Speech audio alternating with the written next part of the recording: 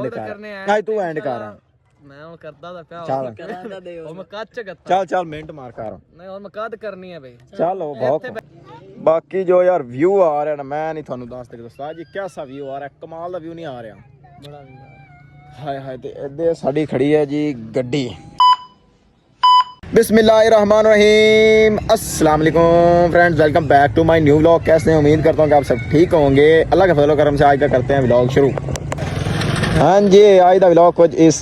Scene ते मतलब वेख सकते हैं साडे मतलब पिंड दे विच टलदी शाम ते बच्चियां दा खेडना टलदी शाम ते बच्चियां दा खेडना। हाँ भी सब तो पहले तू अपना नाम दस के तेरा नाम की है? तेरा नाम शैतान इधर एक बड़े बच्चे लगाए बच्चे थोड़ा की नाम है? अवैस। इनका नाम है अवैस भट्ट है जो कि इस इलाके का वाकई का बहुत ही अच्छा खिलाड़ी है।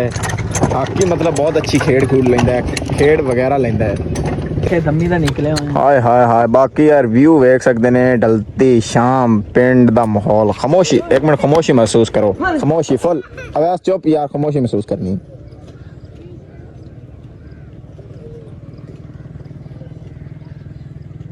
हाय हाय हाय पिंड अरे कहना क्या चाहते हो दी खामोशी उस्ताद जी ते टलदी शाम कच विखा दिने यार। मेन मकसद कच दा थोड़ा ये है कि मैं खेडदा पिया दी वालीबॉल मतलब आज मैं शर्ट नहीं पा गया सी। बड़ी सब तो वड्डी जेहड़ी गलती मेरे को हुई सब तो वड्डी गलती हुई है मेरी वालीबॉल है पहली दफ़ा इथों पाट गया मतलब कमीज़ पाटी है जिंदगी पहली बार मतलब मैं वालीबॉल दे विच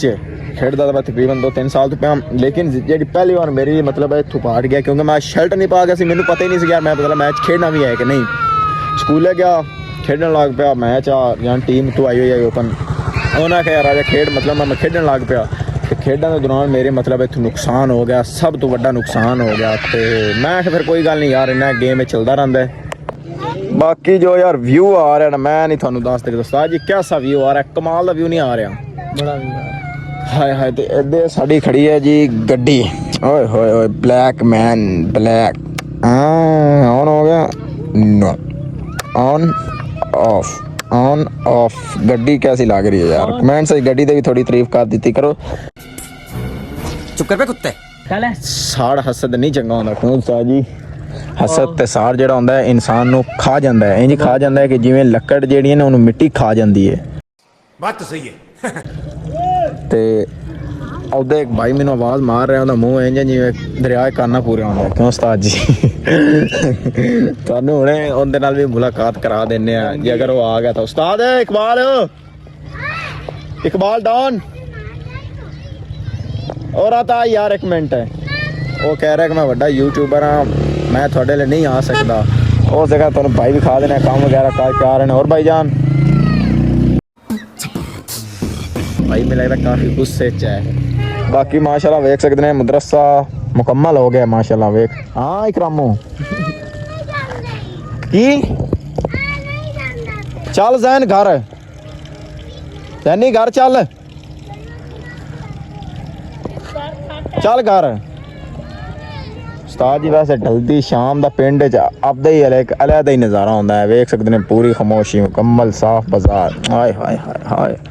इधर है जी फसलों का निज़ामे दारो दिदारे दिदारे दिदारे फसल वेख सकते हैं मुंजी तान लगी हुई मतलब ए खड़ा जी बारिश का पानी ते ओ सामने देख रहा है जी चन माही जूम करके तुहानू दिखाया चन माही जी उस्ताद मोहतरम जी थोड़े नाल मुलाकात करानी थी। हेलो यूट्यूबर भाई यूट्यूबर यार मेरी गल नहीं सुनता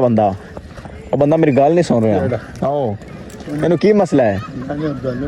इनू खारिश तो नहीं है गजब बेइज्जती है आ वेख सकते हैं तीन मेरे बेली जदों आ रहा ढोल दे सिर वाला और उस्ताद जी की हाल चाल है मुंह है जो घड़े बाज बैठा मुंह और जनाब की हाल चाल है ठीक हो तो और शबे भाई तू भी गड़वान जा किधर गया मैं उस्ताद जी हो गया तेरा कागज शागज मुकम्मल बंदे दा भी करानी तो करा यार मेरा एक दोस्त है वो लगदा पे चपरासी के आर्मी से चपरासी आर्मी दे विच आर्मी लग रहा है अच्छा सीधा कोच लग रहा है ते फोटो वगैरह क्लियर हो गए जी हो गए ਉਹਨੂੰ ਮੈਂ ਉਹਨਾਂ ਸਦਿਆ ਵੱਡਾ ਯੂਟਿਊਬਰ ਨਹੀਂ ਹੁੰਦਾ ਪਿਆ। ਲੋ ਡੱਕੀ ਭਾਈ ਰਜਬ ਬੱਟ ਇਧਰ ਤਾਂ ਯਾਰ ਗੱਲ ਤਾਂ ਸੁਣ ਸਾਡੀ ਡੱਕੀ ਭਾਈ ਆਇਆ ਲੈ ਵੀ ਹੋਰ ਮੈਂ ਤਰਾਬੀਆਂ ਬਣਾਉਣ ਲੱਗ ਪਈ ਆ ਪੱਕਰ ਸਿੰਘ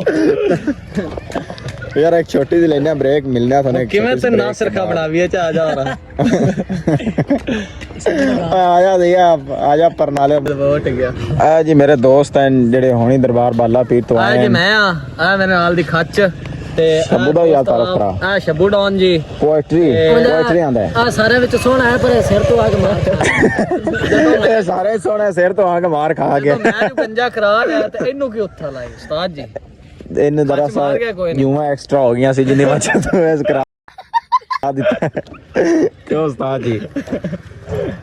ਉਸਤਾਦ ਜੀ ਵਲੌਗ ਦਾ ਮੈਂ ਕਹਿੰਦਾ ਐਂਡ ਕਰ ਦਈਏ ਇੱਥੇ ਕਰਨੇ ਆ ਜੀ ਵਲੌਗ ਦਾ ਐਂਡ ਤੇ ਸੁਬਹ ਇਦੋਂ ਜਾ ਰਹੀ ਹੈ ਟ੍ਰੇਨ